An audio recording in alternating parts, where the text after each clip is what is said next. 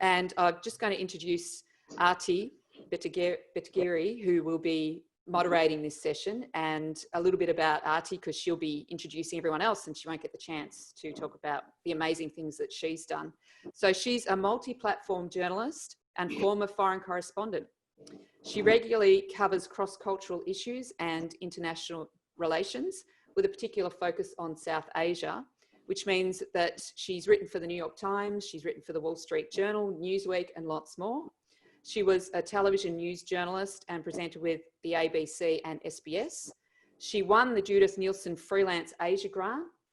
And a fun fact about her is that she's interviewed 3 world leaders. So I'm very curious to know who these world leaders were. Over to you, Aarti. Thanks so much, Sue. The world's leaders are Jacinda Ardern, the Prime Minister of Bhutan, and the political leader of the Tibetans. It's really nice to be on this panel. Thank you very much for inviting me and for having me moderate. I'll just quickly fill you in a bit about myself. I currently write a column for the Lowy Institute's The Interpreter, which is on South Asia in some capacity, and I am a correspondent with Monocle magazine. I was working with them as their Delhi correspondent for about 8 years while I was in India, and I've recently re-signed to be the Canberra correspondent.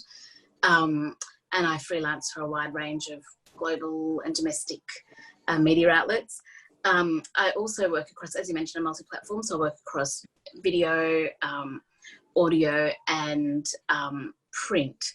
And I'm really happy to take questions on how I do that. But I think probably the biggest key takeaway that I can give to people is that I think it's really important to multi-skill technologically. That's the one thing that is going to keep everyone employed well into the future. Now, this is the future of freelancing, so I think the panel is really excited to give you some good tips that are positive and not negative about the future of freelancing, and hopefully everyone will leave this feeling a bit excited about what the future holds. And we've got a really fantastic panel, so I'll just get everyone to introduce themselves, starting with Danny. Hi everyone, thanks for having me. I'm really excited to chat to you all. So I've been a journalist for more than 2 decades and have worked in regional, metropolitan and overseas newsrooms, including a stint in South Africa. I spent several years in the Canberra Press Gallery, including during the tumultuous period of first, when we had a first-term Prime Minister who was dumped, and the first female Prime Minister. I'm now editor of Brisbane Times, which is a sister publication of the Sydney Morning Herald and The Age, and recently completed a 12-month newsroom leadership fellowship with Columbia Journalism School and the Google News Initiative. Beyond my day job, I'm a volunteer for Women in Media, serving on the board, and I'm also passionate about storytelling and innovation. After a long career in newspapers, I relish the freedom that a digital platform provides, where the story dictates the medium to tell the story rather than the medium dictating how the story is told. So that's in a nutshell. Thanks very much. Can we move to Penny? Hi, thanks Aarti. I'm Penny O'Donnell. I'm an academic in international media and journalism at the University of Sydney. Many decades ago, I was an ABC documentary reporter, and I've lived and worked in media in Mexico and Nicaragua. But for the last 6 years, I've been part of the New Beats project, which is a project that has tracked the aftermath of massive job loss in journalism following digital transformation of news production from 2012. And more broadly looking at, what the implications of job loss mean for the occupation. So we started asking where do journalists go after job cuts. Most people thought, they'll go to the dark side to PR, but we've found many have become freelancers out of choice or necessity, and that has glutted the market, the media labour market. But one of the byproducts of it has been, I've become increasingly interested in looking at the reinvention of careers. What do redundant journalists do? How do they remake their careers? And in the freelance area, it seems like there's a big sort of deficit of information. So I'm looking to develop research on the working practices of Australian freelance journalists and writers at the moment. So I'm more research oriented than in the freelance business myself, but yes, very interested in what the sector's going to look like going forward. Thank you, Penny. Nina? I think Nina's having a little bit of trouble getting on. Oh. Yeah, I'll just resend her a link. So Okay, yeah, let's we'll move on. And then Fran? Oh, hi. I think you can hear me. Yes. Yeah. I've been freelance for most of my journalism working life, really. I've been freelance for more than 20 years now, which is kind of astonishing to me, but it's I've varied between doing part-time academic work. I teach at the moment one course at New York University. They've got a little campus in Sydney. And for many years, I've written for The Herald, sometimes for ABC Online, and for a bunch of other publications which come and go.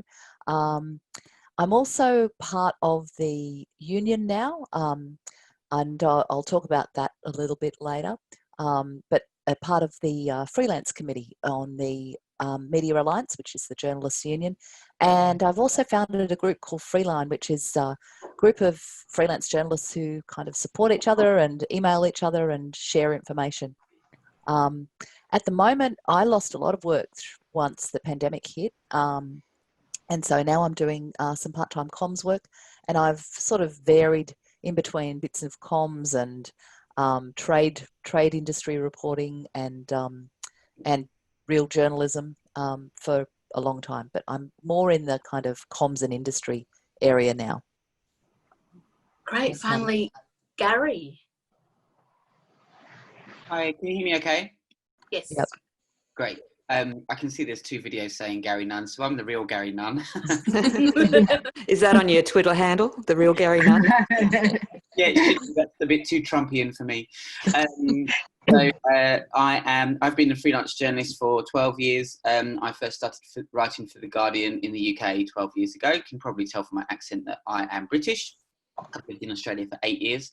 And then I went on to write a regular column for The Guardian called Mind Your Language, which was all about making linguistics accessible to the mainstream using news hooks and humour and anecdotes. At that time I was kind of mixing, I had a bit of a profile career, so I was mixing my journalism with career in PR and communications. So the first 12 years of my career was just in PR and comms, and I was working for not-for-profits in the UK and then also in Australia. So I worked for Bernardo's, children's charity, and Comic Relief, and various other charities here in the UK as well. And then I kind of mixed and matched my comms and my journalism for a little bit. And then I went full-time freelance as a journalist after I finished up a job as Director of Communications for Change.org, the online petition platform.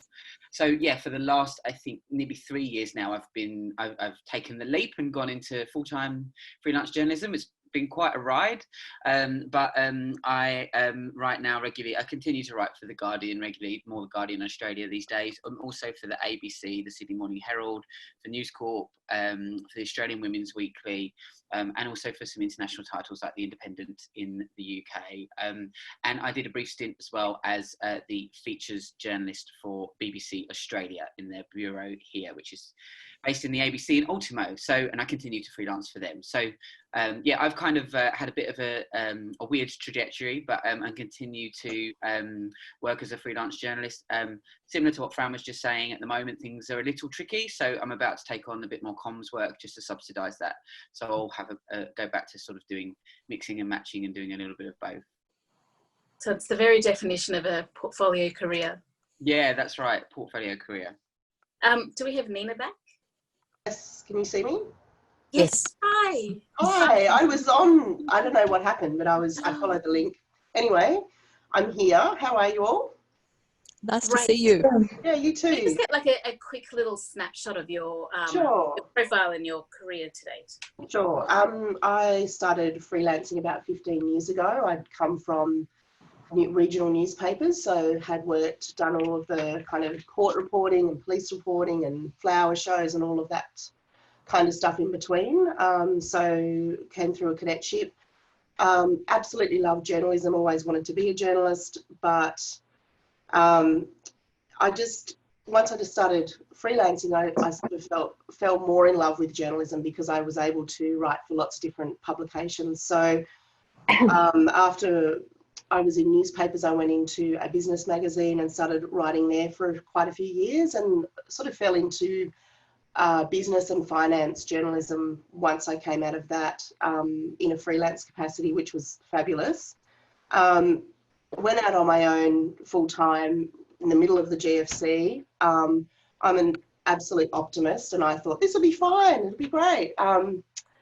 And it was actually. I got a call from the Sydney Morning Herald and started writing weekly for them straight away, which was great. And then picked up lots of other work as I've gone along, and 15 years or whatever it is 13 years down the track. Yeah, really busy, really enjoying it, live in Hobart now, and yeah, absolutely love freelancing. I've also launched the Freelance Collective a few years ago, which is another freelance community. It allows freelancers to be found from multi-disciplines, so graphic designers and web developers and comms and marketing freelancers can promote themselves on the website. It's like a vetted LinkedIn. And clients just come and find them individually from around the world and come and contact them based on their profile on that website. So that's been a really steep learning curve because I'm a journalist, not a tech specialist in any way, but I've built it over the years with other freelancers, and it's become a really great tool for a lot of us to source more work as well, which has been great. That's so great. Thank you so much, Nina. I'm so pleased to have such a diverse range of panelists. You know, we've got organisers, working freelancers, and academics. So it's such a great range and diverse range of viewpoints. I think we're going to start with some questions, and there will be heaps and heaps of time for questions at the end from our audience. So I can see some of them coming in, so please keep an eye on your questions, and feel free to stick them in the chat box, and we'll get to them in the dedicated Q&A session at the end. I'm going to start by asking Penny a question. Penny, can you please give us a snapshot of the freelancing business as it is? You're muted, Pen. Mic on. Thanks, Aarti. More and more journalists now seek to make a living from freelancing. That's no surprise. We know too that with the loss of media advertising revenue associated with COVID-19, significant further job cuts have occurred. BuzzFeed, Australian Community Media, Seven West, News Corp, and of course the ABC has had job cuts for budget reasons. But all of that will increase the flow of freelancers onto the labour market. And, you know, that there is, I think, a case to be made that there's a bit of a glut in the labour market at the moment. Just to have a kind of global picture too, around the world, there's about 30 million media and culture workers, and their working arrangements are primarily freelance self-employment or part-time. So decreasing amounts of full-time jobs, and that's in part due to industry demands for flexibility that we heard about this morning, but also continual technological innovation, which is requiring new skill sets all the time. Again, Marcus was talking about that. International Labour Organisation tracks those changes, particularly interested in whether there's still opportunities for decent work, that's, you know, good conditions, decent pay, but also what it's meaning for freedom of expression. Short-term employment contracts tend to have a chilling effect on content creation, particularly choice of topics, and that's a really important issue to keep in mind. Closer to home, the OECD says about 25% of Australian workers are casuals, with over half of them not having guaranteed hours, and we've seen the fallout for those workers with COVID-19 pandemic and no access or real access to JobKeeper. And a further 10% are self-employed, including many freelancers. And in the Australian context, there is a really restrictive application of competition law, as you're probably all aware, which means that independent or self-employed journalists don't have a right to collective bargaining, even if you're members of the MEAA. And that, in effect, means that being a freelancer is about going it alone in what is an increasingly aggressive and oversupplied market. So in the midst of all that, where do you go for the kind of information that these kind of events offer? Where do you go for more? I think there's a lot of survival guides, great networking events, great collectives like Freeline and the Freelance Collective. But there's not a lot of systematic information about how to make a career in freelancing or the different career modes that you might follow. What do I mean by a career mode? Well, are you a freelancer voluntarily or involuntarily? Is it a primary job or do you have multiple jobs? Are you working from home or are you in a shared space? Are you a single platform freelancer or are you a multi-platformer? Do you pitch to known colleagues or are you pitching to strangers? All of these different ways of being a freelancer can be, if you like, sort of organised or sorted or done more deliberatively to, you know, give you a better sense of security and also a kind of a better kind of outlook on your income and career possibilities. So the kind of research that I'm doing is asking questions like, well, when does a freelance career start in journalism? There's no university degrees in freelance journalism, nor are there many entry-level jobs now for freelancers. So the other change that's happened is that freelancing is not necessarily a job you do after you leave a newsroom. It's increasingly the principal way that many younger journalists are getting into journalism. And that change is really significant. If you go back 10 years, the research that's available on freelancers is very out of date, but that research indicates that freelancers with a track record of newsroom work in big media companies have a more stable working life and earn more because their former colleagues keep feeding them work. So if you don't have that access, if you've only done a bit of writing here and there, you've done a few internships, how do you turn that into a professional pattern or work that recognises your expertise and doesn't leave you just being a gun for hire, editorial gun for hire? I think, you know, a number of comments have been made this morning that go to that help with that. But a role model that you might want to look at is veteran Fairfax journalist Deborah Jobson. Her LinkedIn profile is really all about her expertise. She calls herself a writer and editor with a strong bent for ferreting out interesting stories. And I think that kind of profiling is, you know, one way of the future. The other question that I think is really important that we want to get a bit more of a handle on is, why do you become a freelance journalist? How do you explain that career choice? And again, this goes to the sort of messaging that you have about yourself. Is it about your writing talent and your skills? Or do you believe in journalism as, you know, that mission to interrogate, inform and animate democracy?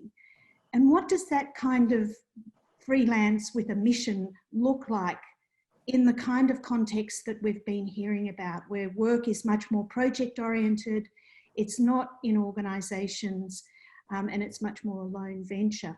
I think the most interesting example is Michael West's investigative reporting startup, which has been online since 2016.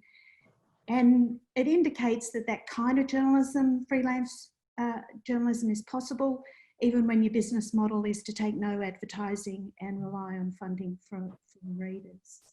So the last thing I want to point to is that, as is kind of well known, employment precarity is the new normal.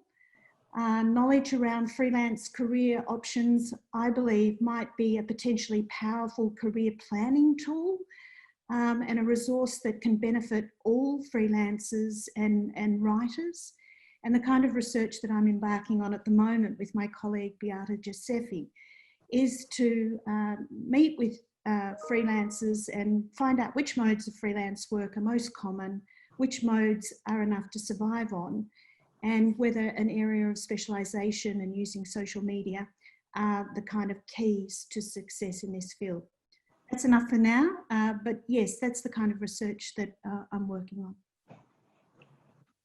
Thanks so much, Penny. It's so fascinating to hear about freelancing from that kind of holistic perspective. I'm really particular, I mean, there's so many notes I kept taking throughout what you were saying, but I think the key thing is the dimension of freelancing as a career, and that's something that I grapple with a lot. Is freelancing a career, or is it just kind of a stopgap measure? Can we conceivably consider it to be a career when it's essentially just jobbing, going from one job to the next? How do we know if we've made it, or, you know, stepped up a rung in our so-called career? I think that's, you know, that's the big issue, isn't it? When does the career start? What does the career look like? Is it a career? I think you mentioned earlier portfolio careers, this idea that you don't have one job or one occupation for life, but in fact you move through a series of projects, and they might require different skills, different working arrangements, different parts of your expertise. I think that the key point I'm trying to make is to consider it a career, to sort of not consider it just as going from one thing to another. I think the kind of planning that I'm sort of interested in trying to develop the ideas around is, if you are an involuntary freelancer, is there some part or capacity to find, as has been spoken about this morning, your niche, so that even if it's not what you want to do, you actually are able to do some parts of the work that are close to your heart, that sort of thing. So I'm using the term career planning, I guess, as a provocation to try and get a sort of a broader discussion, data-driven discussion about how freelancing can become more viable economically, but also, I guess, politically, because unless we get sort of a bit more kind of, I think, discussion around these issues in journalism, I think there might be a tendency for freelancing to do sort of writing that is important and well paid, but that the journalistic mission somehow gets a bit lost in the process. Yeah. Does anyone else in the panel have a view on that, on whether freelancing can be considered a career, and if so, at what stage can you conceivably call it a career? Absolutely. It's totally a career. It's the best career. And I think I sort of grappled with this in the first couple of years I started freelancing. Who am I, and what am I real, and where do I belong, and who are my colleagues, and all of that stuff you go through. But it's absolutely a career. And, you know, you get to a point where you're like, you know, you've got your own metric around whether or not you've made it or not, but whether or not it's kind of, you know, matching your income that you're on in-house, or, you know, writing for a particular publication, or whatever your metric might be. But it is such a great career. And I think the fact that I was in-house for years and hadn't really sort of understood the concept of working as a freelancer sort of shows, I think, that freelancers like to keep it kind of mystical, mythical, and not tell anyone how fabulous it is on the outside, and doing your own thing. But yeah, it's totally, it's legitimate and it's fabulous. And I think you've just got to back yourself and believe in yourself and stand for something and go out there and tell the world what that is. I think that is so key, backing yourself. Mm. Fran, do you have a... Yeah, I completely agree that it's a career. I think it's great. I've loved it, and I think there's a couple of key things. One is being flexible, and not being sort of focused on I must only write for worthy and valuable publications, because it's really hard to make a living if you only work for the idealistic things that you think are going to be the best. I think one journalist, Bianca Nogrady, describes it as having a mix of work. Some you do for love, so you might not get paid very well, but it's stuff that you really love doing. Some you do for money. It could be stuff you just you know, it's soul destroying, but it brings in the dollars and it gives you that reliability. And then there's the regular stuff that keeps you churning along. It might not be the most exciting work in the world, but it's it's you know, it just keeps you paying the rent and buying your food. So I think if you're able to be flexible and optimistic, as Nina so clearly demonstrates, I think it's a fantastic career. I love what you were saying, Penny, about the idea of trying to think about what defines success as a freelancer. You know, when do you decide, oh, I've made it? Is it about getting a particular publication to give you a byline, or is it about achieving a certain level of success? I think it's completely self-defined. You know, but it would be good to see what people are saying. I'm really looking forward to finding more about your research. Absolutely. Gary, do you have any thoughts? Yeah, definitely, it's career. And I think one of the things I was talking to my friend the other day about this. I think it's about how you sort of define your value and how that changes as your life goes on, and I guess you mature. So when I became a freelancer, I stopped worrying about what my job title was, and I think there probably was a time when that did matter to me, and it really doesn't matter to me anymore. Like I'm quite proudly a freelancer, and that's really liberating. I stopped worrying about like whether I managed a team or how many people I managed, and all of those things that I think I got caught up in the institutionalized kind of 9 to 5. It was almost like being released from prison. So basically what happened with me is I was director of communications for change.org. It was a great job. I really loved it. I was working really closely with journalists across the country, and I loved the work. I worked really hard and really long hours, happily so. That was kind of my choice, really. And then I got one day, someone quite senior just decided that they'd make all of the comms people redundant. And it was really evident to me that I'd like over-delivered in all of my key performance indicators and really tried to make myself indispensable to them as an organisation. But it doesn't matter at the end of the day. Someone at the top just decides they need to cut costs. You're gone. And then overnight I became redundant and I had no job. But I had been writing. I'd already started to sort of have a bit of a portfolio career, even though sometimes I don't know how I fitted it all in. But anyway, basically, I was massively burnt out, and then just decided that I'd do freelancing as a stopgap until I found my next office 9 to 5 job. It was never 9 to 5, of course. And then that was 3 years ago, and then freelancing became my full-time job. And I don't ever want to work in an office 5 days a week again. I can only say I don't. Like, I just love the work-life balance that I have. Like, it didn't take a pandemic for me to realise how important that is, to spend more time with my friends. Like, I moved to Australia from the UK to have more sun on my ginger skin and to enjoy the beautiful outdoors in this country. And like, I just, you know, and some of that comes from a place of privilege, I think, because I was very lucky in that I was able to work hard and earn some money and put some savings aside. And I absolutely did need to do that to start my freelance journalism career full time, because initially I wasn't writing for the number of outlets that I ended up writing for. And then I guess I just hustled, and I made a very deliberate choice early on to sort of write both features and opinion articles, to write for both Guardian and News Corp, all the stuff that people said that you could never do and you shouldn't do for whatever reason. And I just kind of ignored that, ripped up the rule book a bit, and was just really, really persistent and networked a lot. And so, yeah, I think now I would consider it a career, but it would definitely ebb and flow. There are definitely downtimes to it as well, absolutely, especially at the moment.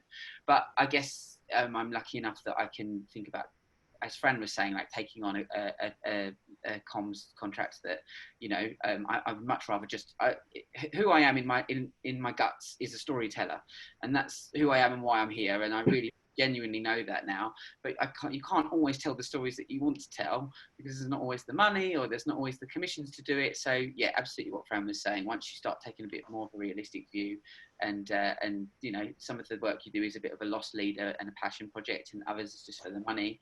And then once I started to realize that, I just thought, yeah, I don't care what my job title is, I don't care how all of that status stuff has just gone now, and nothing's really worth giving up the work-life balance for, I think. I bet that gets really controversial when you tell people that you write for both The Guardian and News Corp. Yeah. Yeah, I mean, it was a decision that I took early on. I think. I mean, News Corp. You know, it's News Corp that's the controversial one. No one minds that you write for Guardian. Yeah, I mean, look, they pay well. They pay on time. You can do a broad sweep of work. I don't feel I ever had to sort of like change my principles as someone that is quite progressive and left of centre. Once a lot of outsiders outside of the industry don't necessarily understand that, like, you can write for news.com.au, and that's also Murdoch, and doesn't mean to say that you agree with everything Rupert Murdoch does or says, or Miranda Devine does or says. Like, absolutely, like, nothing I've written is anything like the kind of things that they say. It is quite a broad church within News Corp. I've done some of my proudest feature work for news.com.au, and actually one of the things that I think is really important is that we've just become less polarized and less in our echo chambers and filter bubbles, and like, I could just continue to write for the Guardian and the ABC and just pump out opinion for them that everyone agrees with, and it's preaching to the converted. But actually, I think more than ever now we need to unify people a bit and find some common ground. So sometimes I guess I did push the button a bit with some of my opinion pieces for News Corp, but I was just trying to find the sensible centre again, and to do it to an audience that, like, whose minds you might actually change. Because at the Guardian, I think everyone mainly just agrees with everything that you're saying, and you are preaching to the converted a bit. Not to diminish my work for them at all, but like, I felt like that was really important, and actually it was a bit brutal sometimes, because you get the below the line comments that can be really, really harsh. But like, I just took the decision early on to sort of have a thick skin. I think there's a bit of male privilege there as well, because I think women suffer trolling so much worse than men do online. So like, I just think that, like, probably that's some of my privilege talking, that I was able just to face that. But yeah, sometimes there's been some comments that have made me stop and reflect, and it's been quite harsh. But I think that, given that I took that decision early on in my career to be as broad as possible, I don't feel like I've come unstuck as much as I thought I might. So yeah, that was good learning for me, and I just did it by experimenting. So it's a learning experience for everyone, the writer included. And also that very key thing that you said before about them paying well and paying on time. I mean, we are essentially small businesses, right? So that's a pretty major consideration, and we can't afford to be altruistic all the time. I mean, I've written for News Corp as well, and I have to say I had a very positive experience. Paid well, paid on time. They didn't cut the word count. They didn't edit me egregiously. So yeah, I think there's absolutely nothing wrong with it. Danny, you're, as an editor, you must be dealing with freelancers all the time. Have you dealt with anyone who you consider to be a career freelancer? Absolutely. So one of the people that we have in our books is John Birmingham, who's an author, and he does freelance work. He's worked for multiple publications. He's been with the Brisbane Times since the beginning. The other one that we use a lot is Madonna King, who is also an author, and she writes normally a weekly column for us. So we take some pieces on spec, but I guess I don't need to tell you guys, I'm sure you're well aware of the current challenges facing the media. So one of the first things that they look at is, in any media company, is sort of travel, long annual leave and contributor budgets. Great. I just thought of something else that you reminded me of, which is, and I think Fran mentioned this as well, which is about freelancers moving into a freelance environment without necessarily having the runs on the board, the newsroom experience, which gives them that that support, that blueprint of what an editor like yourself might need. Is that something that you're looking for as well, to an indication that people know the ropes and know how to do the job? Yes, definitely. Like, it's a totally good point to make. It is very difficult for people coming fresh out of university, declaring themselves to be freelance journalists and capturing the attention when they're competing with, people like we have on this panel that are super experienced and got a great body of work. So building that reputation is particularly tricky if you don't have newsroom experience. And, you can normally, as an editor, you can decide within that whether something is going to fly for your readership. So, those skills that you learn with experience about being succinct, brevity, you know, really pitching that strong hook, all makes it more, all attracts more attention from an editor. Fantastic. Moving on, Nina, I want to talk to you about networks and network building. I mean, in your capacity as the person who started the Freelance Collective, can you give us some insight into what the value of joining a freelance network like this is? You know, why is community so important to a freelancer? Yeah, look, I have been in a few freelance groups over the years, and they're fabulous. Some of them are a lot of people kind of complaining, and, you know, the rates aren't great and it's not fair, this and that, and, you know, it can start to get you down. I guess I wanted to start something that really kind of promoted freelancers as opposed to like a vetted LinkedIn. So I wanted to create something that allowed freelancers to be found based on their merits, based on their skills and their experience, so that they had a really beautiful profile online. Yeah, I kind of went in really blind, really naive, and just started throwing money at this this idea, and it came together, and I was really proud of it when it launched. It's been amazing, really, because the thing I decided was to have various disciplines on there, as long as they're Australian and they're a creative of some sort, they're allowed to join the Freelance Collective, but it is vetted. So you create your profile. It's $176 a year. And, you know, we reserve the right not to allow everybody in if someone's, you know, not kind of experienced enough, so that when clients come and look at the site, they're actually getting really great talent that, you know, that have already got the runs on the board. They're not sort of students and that sort of thing. So, and they're all amazing individuals. They're not, you know, we don't always work together. We're just there all promoting ourselves in the one space, so that there's one place for clients to come and look for talent. We're all connected as well in a community, so we all talk to each other, share jobs and share leads. Clients also send work in. So I think the important thing there is it's just another way to, you know, another pipeline of work for us. So, you know, you can't just always be cold calling or pitching, or, you know, if you can create a way for clients to come and find you based on your skills, that's just another way to kind of fatten that pipeline and create more work opportunities for you. So we've had some amazing work come through the site. We've got aside from clients coming and actually hiring me or a graphic designer or a marketer, we've got a section on there where clients can just say, this is what we're after, here's a bit of a brief, send me some names. So I guess we get probably 6 of those a week, and we build a little list of people that, you know, fit the brief within the community. So, and that's all free. That's just an add-on service that we do. It's free for clients and free for freelancers, and they're getting so much work out of it. It's just been really great. So it's just another way to do that.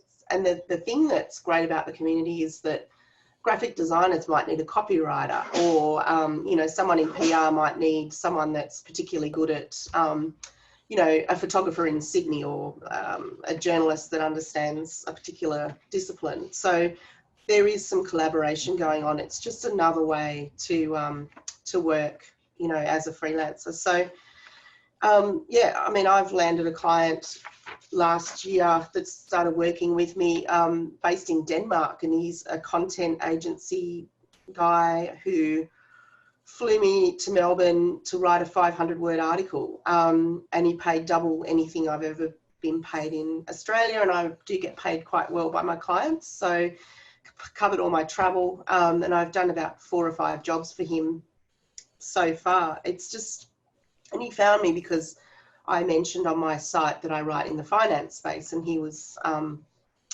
you know, from a banking filmmaker from a banking sustainable bank. So, you know, it's just about, you know, you've got to think of yourself in a way as a needle in a haystack. As a freelancer, you've got to sort of find a way to promote yourself and, you know, be easy to find. So that was the premise of creating the site, and it's blown my mind, to be honest. There's a lot of a lot of positivity in the group, and a lot of we share kind of rates and ideas, and what do you think of this job, and a graphic designer might put up a logo, what do you think, does this, so you're learning a lot of other creative disciplines as well, just from being in that community and seeing how others work, and talking about things like finance and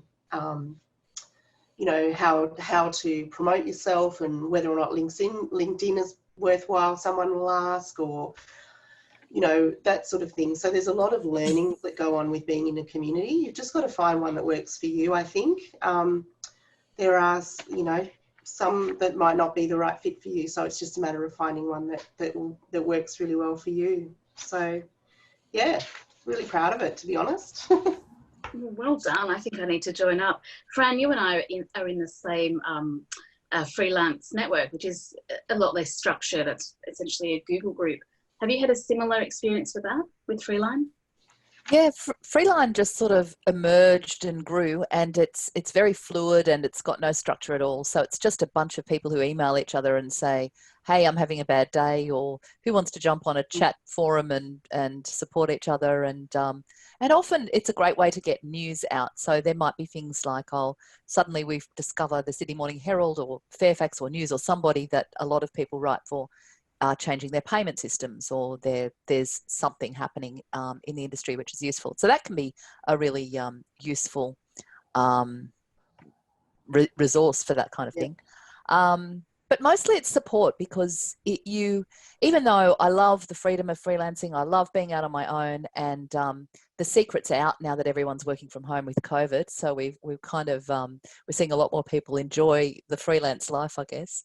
I think there is a sense of isolation, and there's often this kind of this area where you're doubting yourself. You're like, now I quoted this much money. Is that too much, or is that not enough? Am I ripping myself off, or have I completely priced myself out of the market?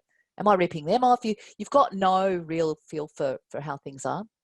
Yeah, so that's something that a community can overcome.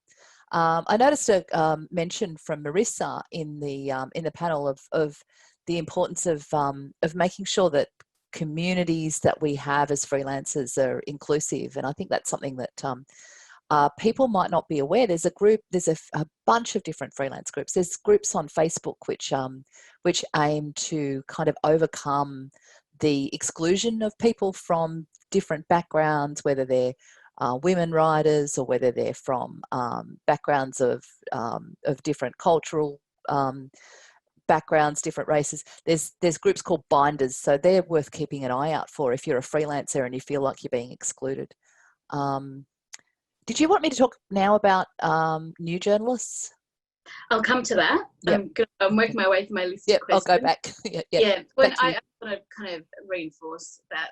I mean, I'm with Freeline as well, and yeah, some days I'm just too busy to engage, but then if I've got any specific questions, I can ask the group. It's a very generous community.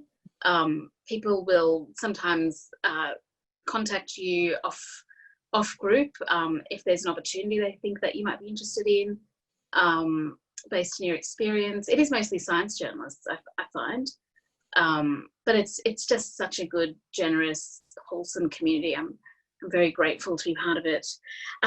Moving on to my next question. This one is for Danny. I think this is the question that everyone is desperate to find out the answers to. As an editor, what are you looking for? What do you most respond to? And what should freelancers do and not do when pitching to you? I think what I'm looking for as an editor is pretty simple. It's all about the story. I want to read something that's compelling, something that I haven't read multiple times before. Just because a particular topic is in the news doesn't mean that I want 5 different freelance pieces on that particular thing. It has to have a strong hook, and it has to obviously be high quality writing. What I respond to most is probably, first and foremost, it's the idea. I also look at whether the pitch clearly displays that the writer's done some homework on the website, on the site, the masthead, to understand, the type of things that we do. I'm also looking for something that's succinct. You know, like I said earlier, you can make a decision quite quickly whether something is going to be a good fit for your particular masthead. So having brevity and clarity and really just going to the crux of what the story's about is way better for an editor than having like the entire story sent in one fell swoop. Yeah, the other thing I look at too is obviously a writer's reputation and their body of work. In terms of what freelancers should not do when pitching is, I'm sure you guys are very well aware of it. It's you know, don't be generic. Like one pitch doesn't necessarily fit all. You know, even though we're a sister publication of the Sydney Morning Herald and the Age, Brisbane Times has definitely its own voice. It's in the same political centre as the other publications, but we have our own voice, we have our own priorities, we have our own things that, you know, are particular issues for our readers. And also, you know, you guys would know this, but sort of not being coy about payment expectations. I think it's good to be upfront so we don't get like, you know, a week down the track and then there's not a meeting of the minds on payment, on what the payment should be. So that's kind of the Cliff's Notes.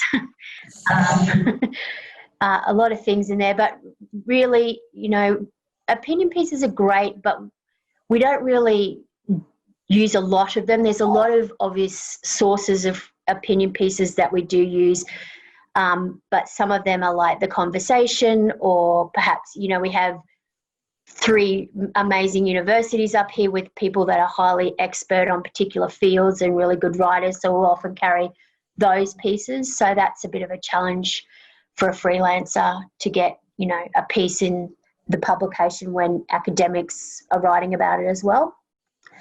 I think did I cover everything? I think so. Sounds great, but if anyone has any questions for Danny, please make a note of them and we'll make sure to get to them later. Gary, now, as I mentioned earlier, you've got a great portfolio career happening, and you write for both domestic and international publishers.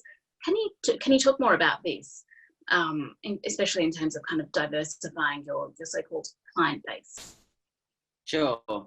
I think it helps I'm British, so that's, I guess, an advantage I have and I've used. And I started my journalism career in the UK, so I started making some contacts there. I think obviously the first thing to say is when you've got a masthead like The Guardian that goes across the UK and Australia, there's definitely a way in there. So some of your Guardian Australia contacts, you know, when I've been writing for them, there might be a UK feature that I want to tell, and I've been able to either get a contact from them because I've got a good relationship with them, or actually some of the work.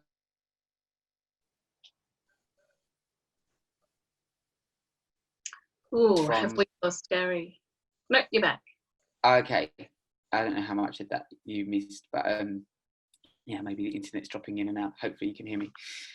Yeah, I was saying with The Guardian, one of the things I've done with my features more recently is I've gone out and found case studies from the UK, from Australia, and from America as well. And I've created, because I write a lot of features for The Guardian, I've created a feature that would be able to sit across all of The Guardian in the US, the UK, and Australia.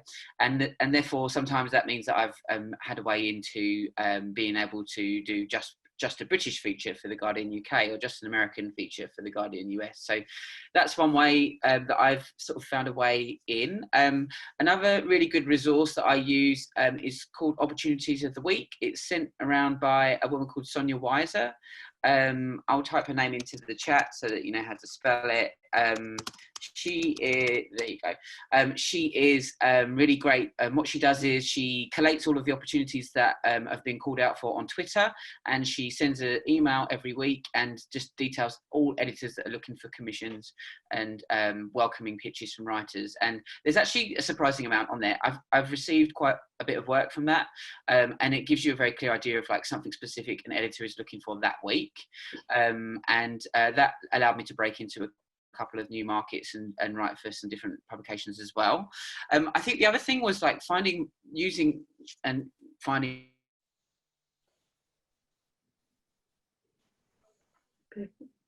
frozen again. Okay. Sorry, continue. Okay, sorry. I don't know. The internet connection must be a bit dodgy, but yeah. So, in terms of LGBTQI issues, that's something that I wrote about being a gay journalist myself.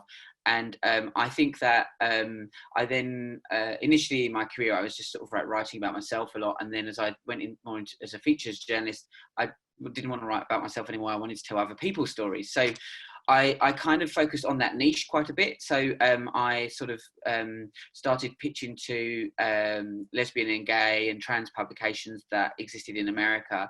And then I started writing quite regularly for a publication called Into, for example, and I went through a period where I was writing for them like pretty much every week, doing some great features. They paid really well, and then they went bust. So, and I found in the freelancer, like the first few times that happened, I got really devastated. It was like, oh my God, I did so much work for them. But now I think I'm just kind of like, well, it happens, and something else usually does pop up, and then suddenly, before you know it, you're writing for this other publication. You've got a really good relationship with them.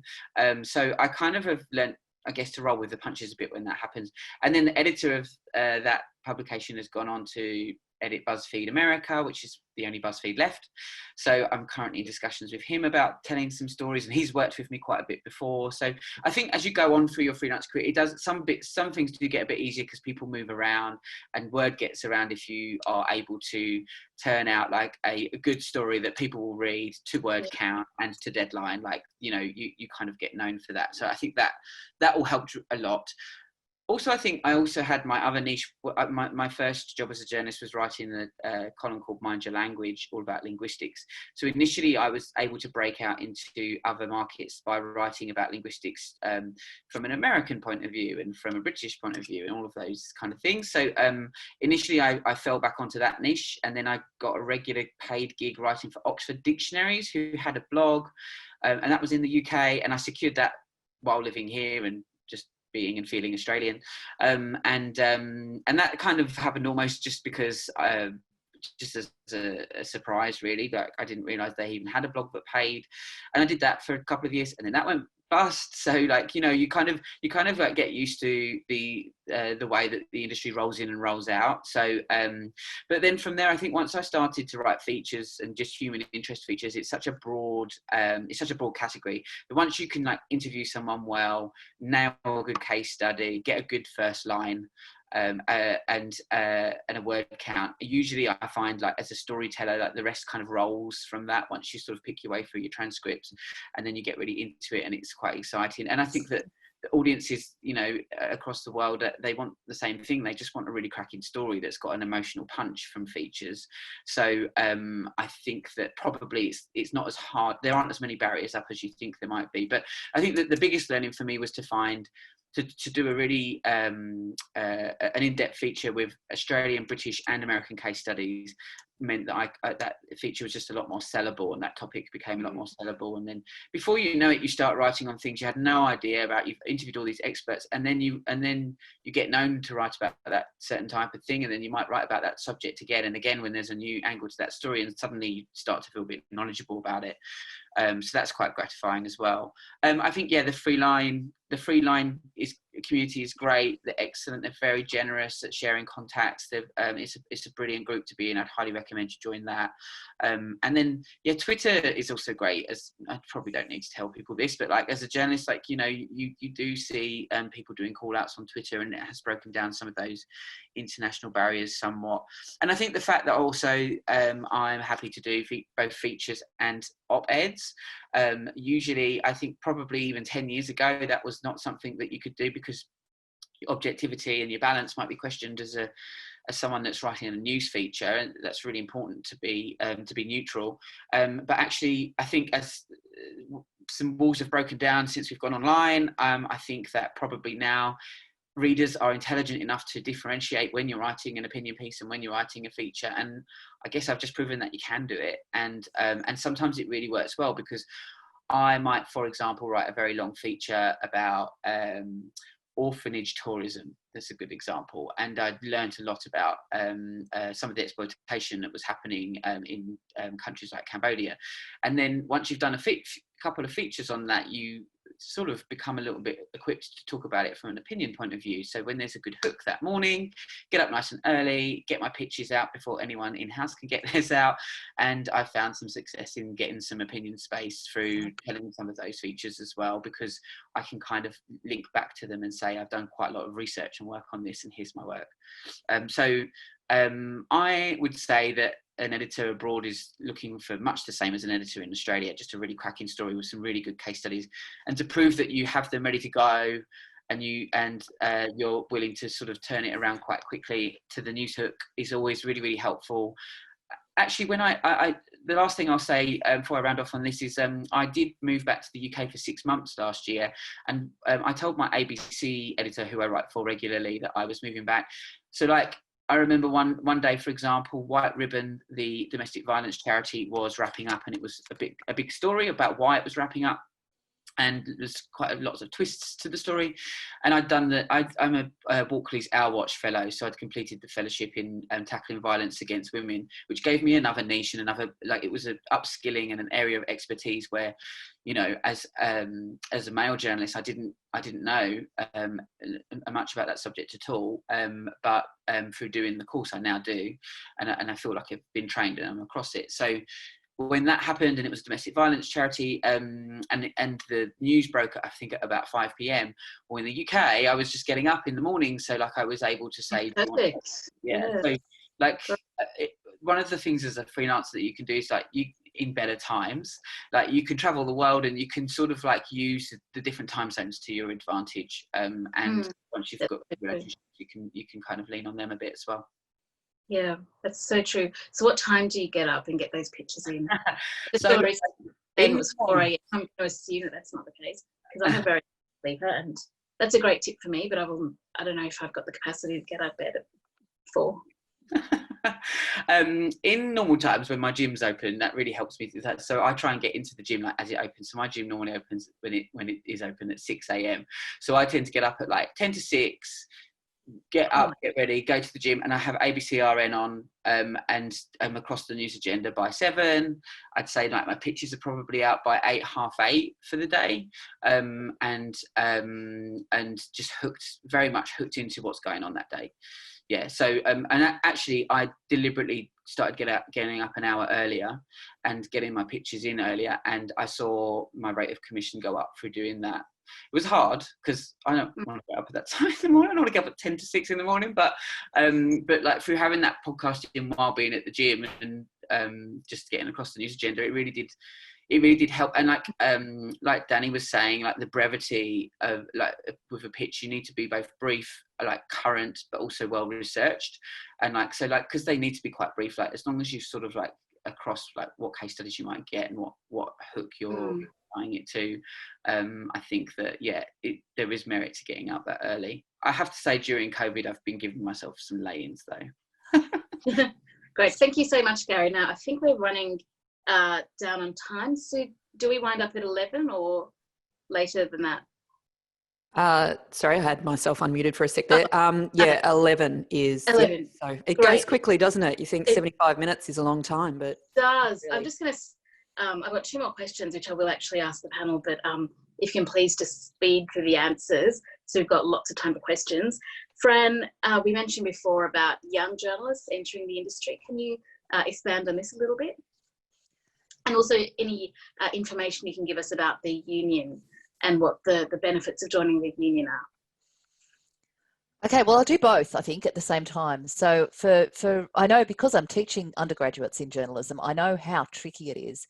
And I think the same advice I got 20-something years ago still applies, that editors are looking for evidence that you can write and that you've got a published body of work.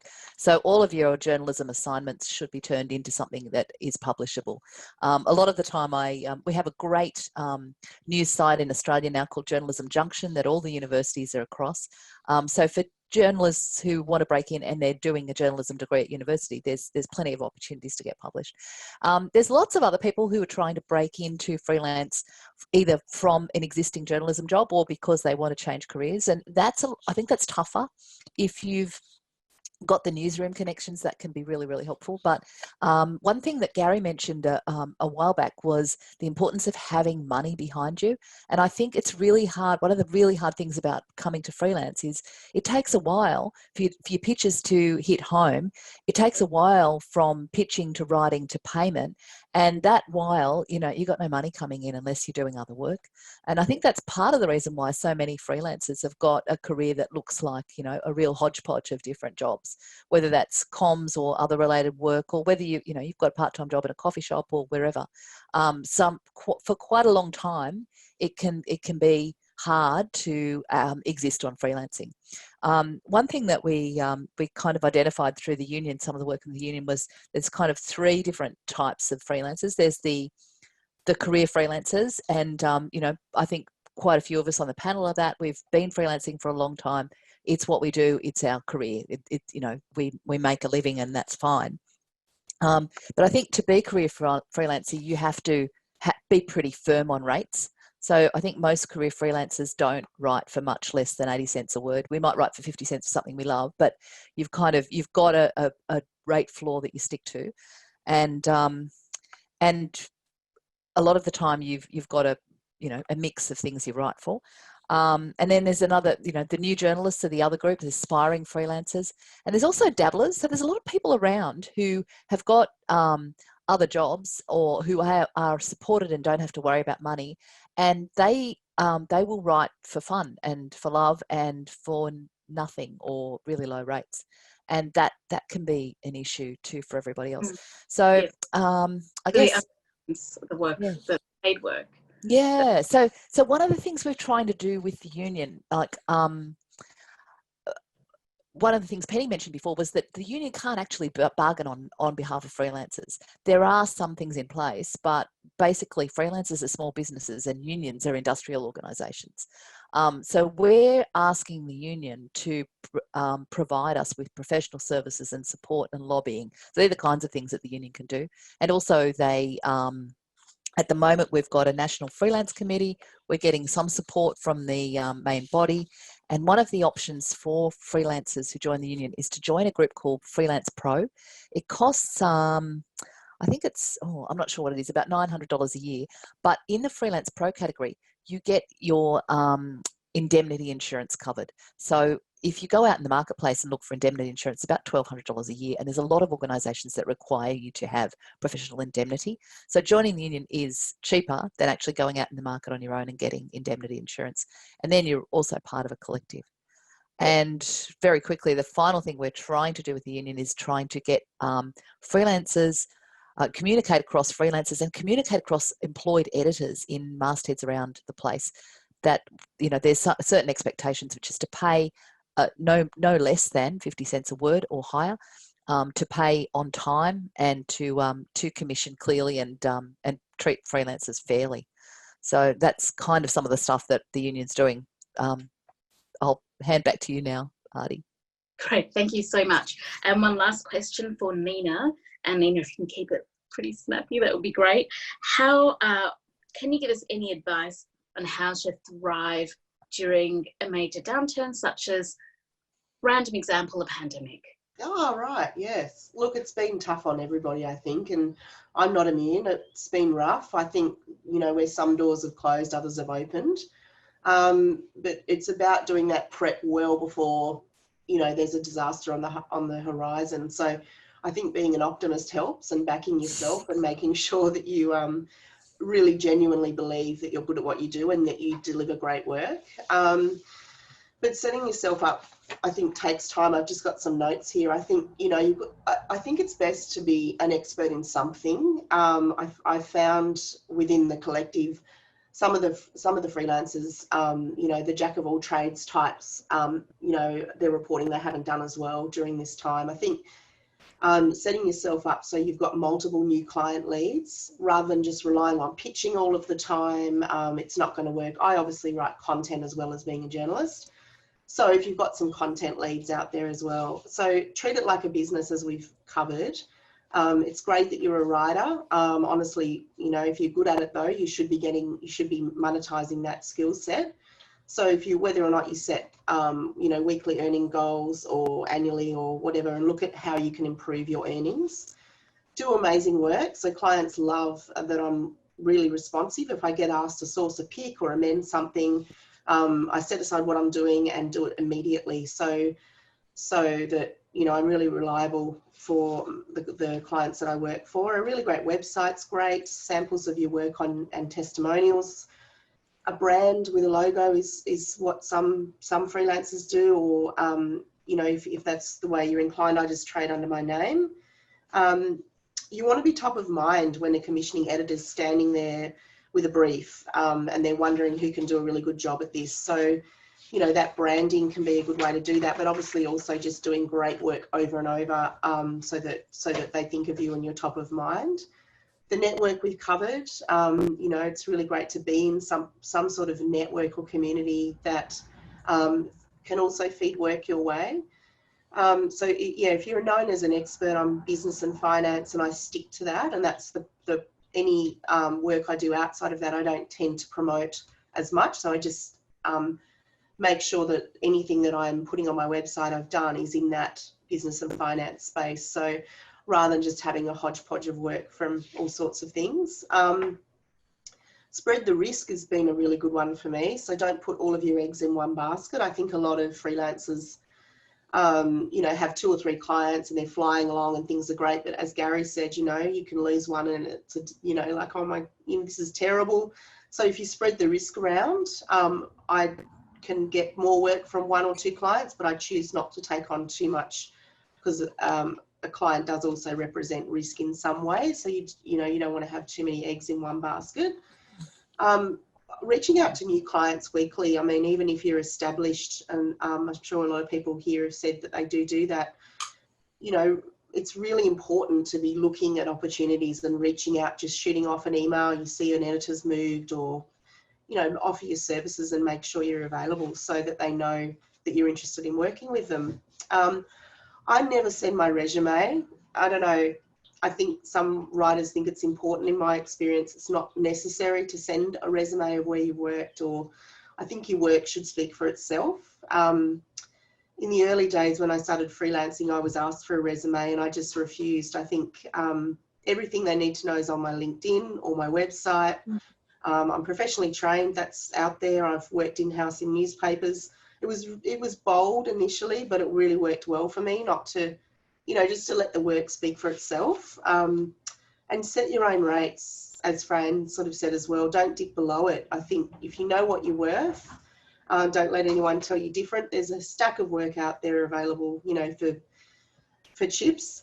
Just refuse to do it and build up to a point where you're earning what you're worth. I think, you know, there's lots of work out there that's paying terribly. So I also tend to just sort of have a limited number of editors. I do content work as well, which is different, and I keep feeding them over and over. I don't write one random piece and then never go back to that editor. If I'm in there, I'm constantly looking at what I can give them next, so that I'm kind of looking after them and giving them what they're looking for, and yeah, just constantly feeding them ideas. So that's worked really well for me as well. That is wonderful. I think we've only got 4 minutes left for questions, unfortunately. So I'm just going to pick one that I think is the most broad. Yeah. What does a successful pitch look like? That is a question from Sandra. As someone who's usually worked on commission, that's something I'm struggling with. How to pitch really well.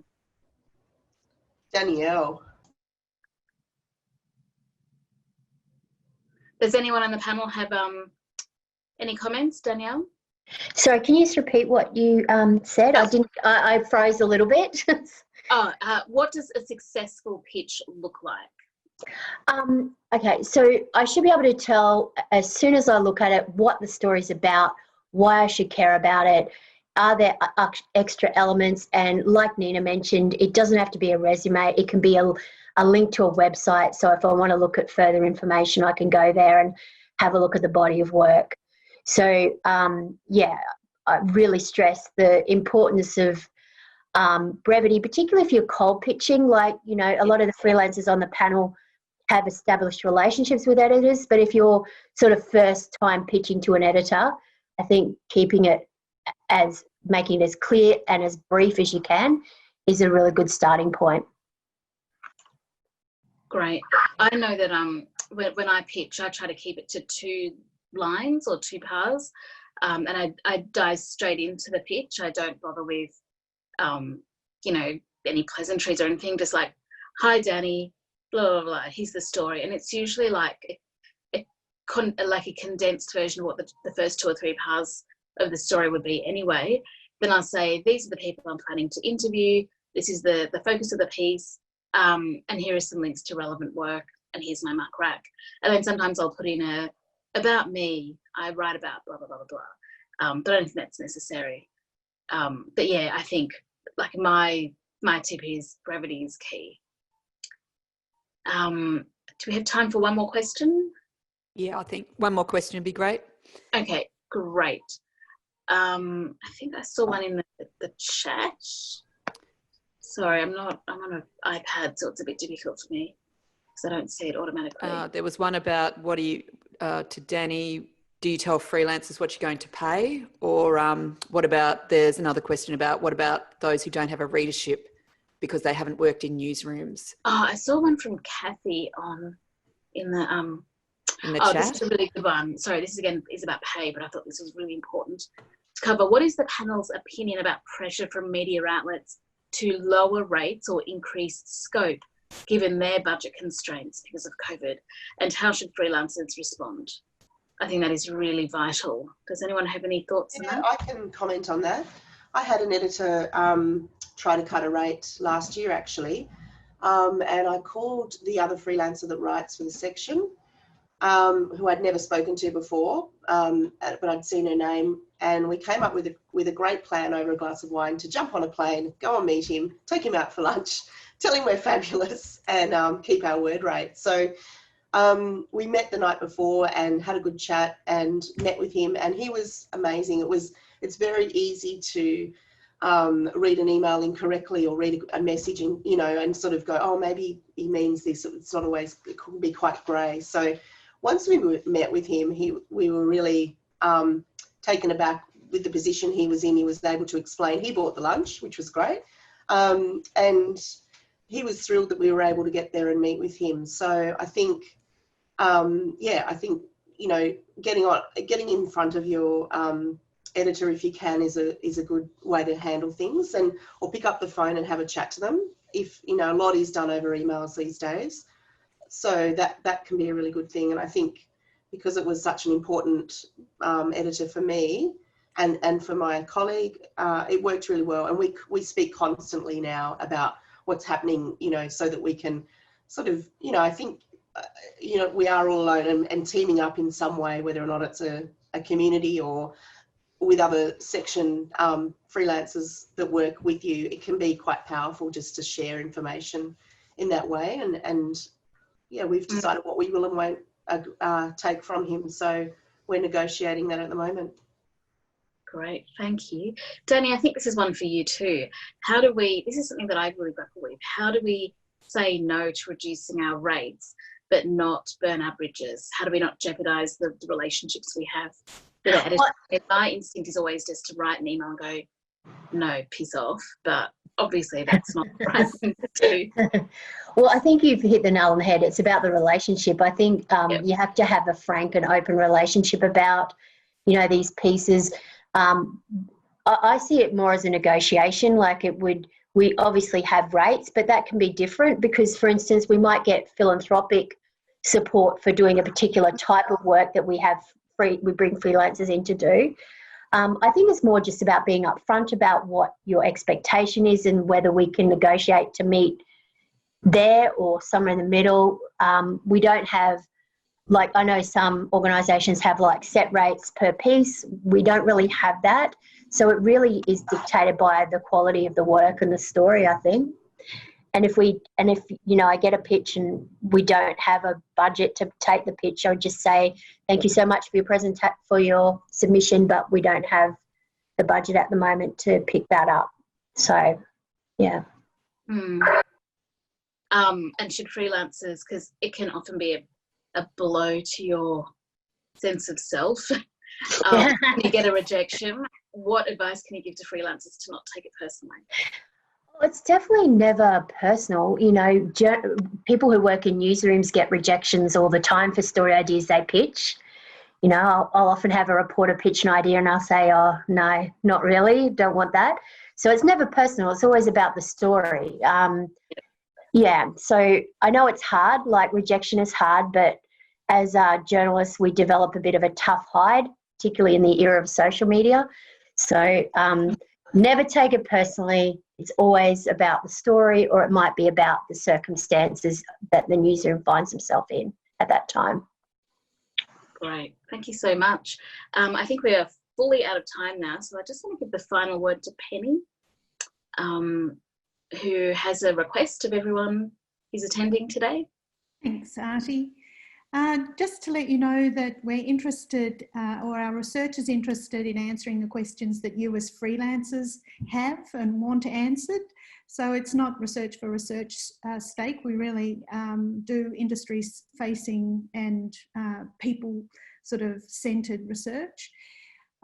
Interested in what you've got to say, interested in your questions, share your thoughts, or if you'd like to participate in our survey, just send me a message via the email address I've put in the chat. And just one final thing, never forget that although self-employment is the current status, the union still has on its to-do list, its work slate to fight for collective bargaining rights. They recently won the coverage of digital journalists after a 10-year battle. The freelance battle has been going for 20 years, but don't give up on it, because it's been won in Ireland, and it's possible to win coverage and to get a sort of better industry standard for working arrangements. Wonderful. Thank you so much, Penny O'Donnell. I'm Aarti Bertigeri. We've also had Nina Hendy, Fran Molloy, Gary Nunn, and Danielle Cronin on this fabulous panel. There's a whole text chat that I have been noticing in the background, which I'm going to dive into. I'm pretty sure that will be archived. And we're all on Twitter, so please reach out if there's anything that anyone would like to discuss further. Thanks very much. Thanks, and a fantastic Aarti. job. Thank you. Well done, Aarti. Thank you, Aarti. Oh, thank you. It was brilliant. Thank you. A lot of great comments in there, and a lot of people really happy with all the information. And as you were saying, this chat will be sent out with the video recording of this festival. So if you missed any part of it, you'll be able to watch it back and read the chat as well. So that was really, really good. So thank you all so much for giving your time up today and to be part of the festival. Let's hope we can all be in Launceston next time. If the planes ever start flying back, and if Victoria manages to get COVID under control, because apparently Tassie isn't letting anyone from Victoria in. So so that's a bit unfortunate, but I mean, it's fantastic. And there were so many, a good reason to be optimistic about the future of freelancing as well. So thank you very much, panelists.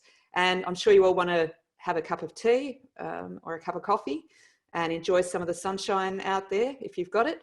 And we'll have a little break here too, and we'll be coming back with some information about accounting and rounded software. We've got a 30-minute